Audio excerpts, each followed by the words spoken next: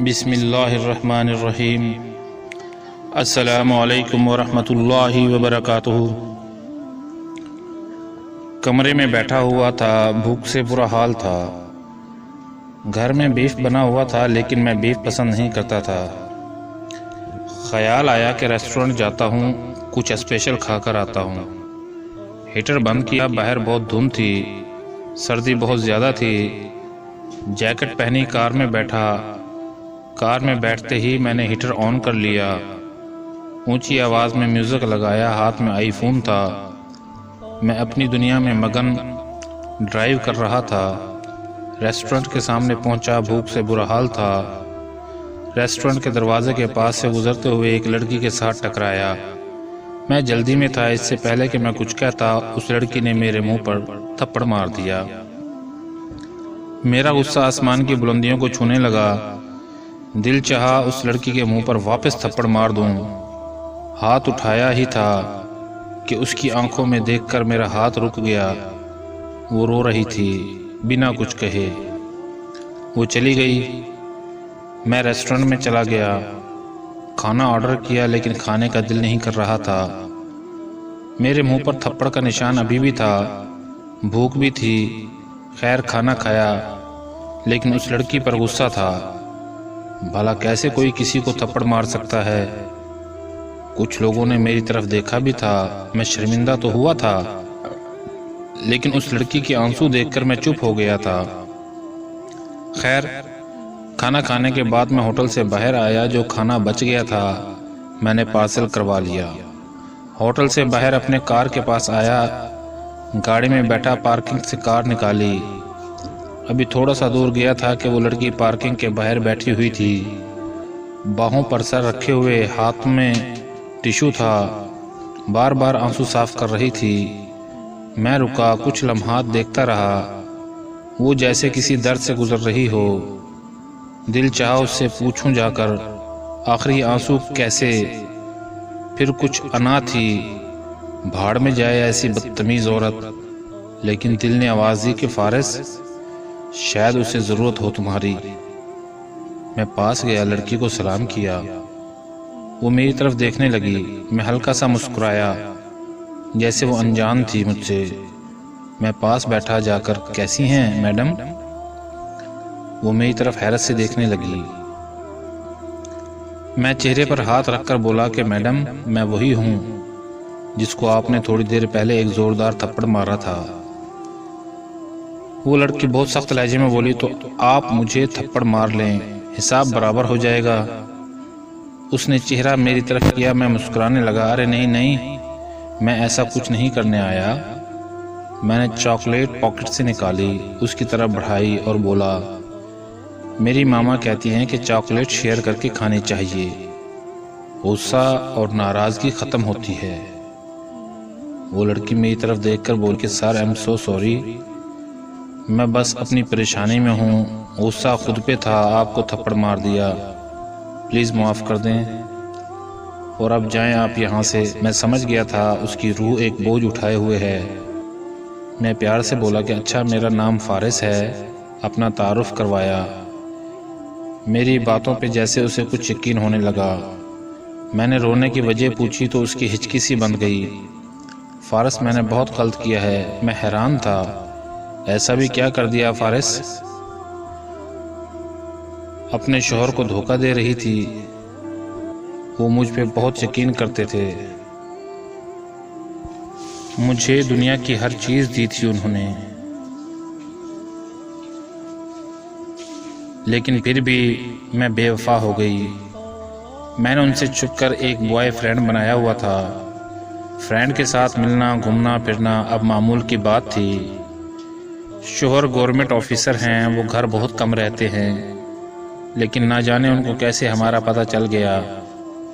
آج میں boy friend کے ساتھ ڈیٹ پہ آئی ہوئی تھی اور شوہر نے مجھے اس لڑکے کے ساتھ پکڑ لیا۔ اب وہ مجھے طلاق دینا چاہتے ہیں، جبکہ مجھے اپنے گناہ کا احساس ہو چکا ہے۔ میں طلاق نہیں لینا چاہتی، میں ان کے قدموں کو چوم لوں گی، میں اب قبول کروں گی، بس وہ مجھے معاف کر دیں۔ مجھے خود سے نفرت سی ہو گئی ہے، ان کے ساتھ عمرہ بھی کر کے آئی ہوں، پھر بھی میں نہ جانے کیسے بھٹک گئی۔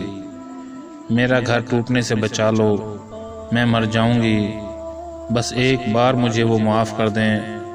میں نے اس لڑکی کے سر پہ ہاتھ رکھا، اس کے شوہر کے گھر کی جانب چل دیا۔ گھر پہنچا، دروازے پر دستک دی۔ اس کے شوہر نے دروازہ کھولا تو سامنے اپنی بیوی کو دیکھ کر غصے سے چلانے لگا۔ میں آگے بڑھا، اس کے شوہر کو سنبھالا، اپنا کارڈ دکھایا۔ میں ایک سائبر آفیسر ہوں۔ خیر، انہوں نے میری عزت کی یا برداشت کیا؟ خاموش ہو گئے، چلا کر بولے کہ فارس، بس میں عورت کو اب نہیں رکھنا چاہتا، یہ بہت گندی عورت ہے، اس کی میں جان لے لوں گا۔ کیا کچھ نہیں دیا اس کو میں نے؟ یہ گھر، یہ گاڑیاں، بینک بیلنس، سب کچھ، پھر یہ کیوں ایک طوائف بن گئی عشق لڑانے کے لیے؟ پھر وہ شخص رونے لگا، میرا بھرم، میرا سب کچھ تباہ کر دیا اس نے۔ فارس، اسے لے جاؤ یہاں سے، میں ہار گیا ہوں، کل طلاق دے دوں گا اسے۔ وہ لڑکی پاؤں میں گر گئی، مجھے معاف کر دیں اللہ کے واسطے، صرف ایک موقع دے دیں، میں قسم کھاتی ہوں کہ میں اس لڑکے کے ساتھ صرف دوستی کی حد تک تھی، کوئی غلط نہیں کیا۔ ہزاروں صفائی دیتی رہی، ہزاروں منتیں کیں، لیکن جو دل سے اتر جائے وہ معاف نہیں کیے جاتے۔ اس کا شوہر چیخ چیخ کر کہنے لگا کہ فارس، اس عورت کو میرے پاس سے دور لے جاؤ، میں اب اسے قبول نہیں کر سکتا، اسے لے جاؤ یہاں سے۔ میری آغوش میں اس نے کسی اور کو سوچا بھی کیسے؟ میرے لیے تب ہی مر گئی تھی جب میں نے اسے کسی کے ساتھ دیکھا تھا۔ میں نے اس کے شوہر کو پیار سے سمجھایا، سر چھوڑیں غصہ، اس سے بھول ہو گئی، جیسی بھی ہے آپ کی ہمسفر ہے، نادان ہے، بھٹک گئی۔ آپ اپنی اس محبت کو یاد کریں جب محبت سے اسے سینے لگایا ہو، کبھی کلمے پڑھ کر قبول کیا ہو، اور کبھی اس کے درد کو اپنے دل میں محسوس کیا ہو، کبھی جو اسے بخار ہوا ہو اور آپ سے محبت تڑپ گئی ہو، آپ نے اس کے لیے گفٹ لایا ہو، اس سے کھٹی میٹھی سی شرارتیں کی ہوں، کھانے پہ انتظار کیا ہو، اس کی تھوڑی سی تکلیف پہ آپ بھری ہو۔ سر مانا یہ غلط تھی، یہ بری ہے، یہ گندی ہے، یہ گندی ہی صحیح۔ سر فارس آپ کے قدموں پر پلکیں جھکاتا ہے، سر آپ چھوڑ دیں گے نا؟ غصے میں خدا جانے بیچاری کہاں کہاں بھٹکے گی، نہ بھائی پوچھتے ہیں نہ بھابھی، لوگ پرائی ہو جائے گی۔ سر آپ کو کماری لڑکی بھی مل جائے گی، آپ اپنی زندگی میں آگے بڑھ جائیں گے، خدا جانتا ہے کہ یہ خاک ہو جائے گی۔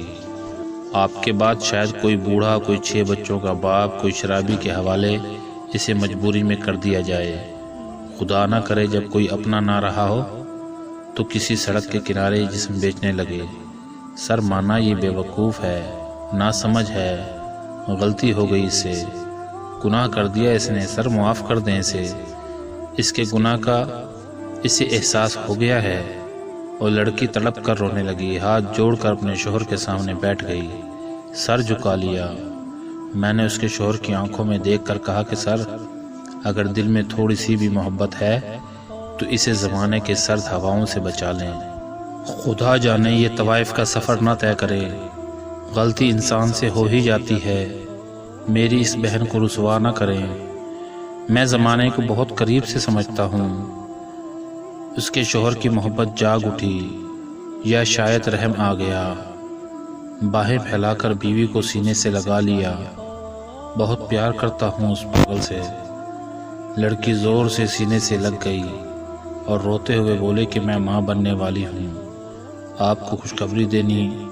ٹھیک ہے، یہ سب ہو گیا، مانتا ہوں اس حالت میں قبول کرنا مشکل ہوتا ہے، لیکن اگر کوئی سچے دل سے معافی مانگ لے تو اللہ کی رضا کی خاطر معاف کر دینا چاہیے، ایک موقع دینا چاہیے۔ طلاق دینا ہر درد کا علاج نہیں ہوتا، صبر اور معاف کر کے ہاتھ تھام لیا کریں، اور ہر عورت ایسے گناہ سے بچنے کی کوشش کرے۔ میں مسکراتے ہوئے اپنی کار میں بیٹھا، گھر کی طرف چل دیا۔ رات کے 2 بج رہے تھے، مسکرانے لگا، سمجھ گیا تھا کہ کیوں جلد بازی اور غصہ شیطان کا کام ہے۔ میں جلد بازی میں اس لڑکی کو تھپڑ مار کر آگے بڑھ جاتا تو شاید اسے طلاق ہو چکی ہوتی، تو شاید وہ کسی شرابی کے حوالے کر دی جاتی، یا شاید کنجری بن جاتی۔ پھر وضو کیا، شکرانے کے نوافل ادا کیے اور آپ کے لیے رات 2 بجے لکھنے لگا۔ اجازت دیجیے گا معزز ناظرین، اس طرح کی سبق آموز کہانیاں دیکھنے کے لیے ہمارے یوٹیوب چینل اسٹوڈنٹس وائس کو سبسکرائب کر لیں۔ ویڈیوز اچھی لگے تو لائک اور شیئر ضرور کیا کریں۔ اگر آپ کے پاس کوئی سٹوری ہے تو آپ ہمیں سینڈ کریں، ہم اسے اپنے چینل پر ضرور ڈالیں گے انشاءاللہ۔ والسلام ورحمۃ اللہ وبرکاتہ۔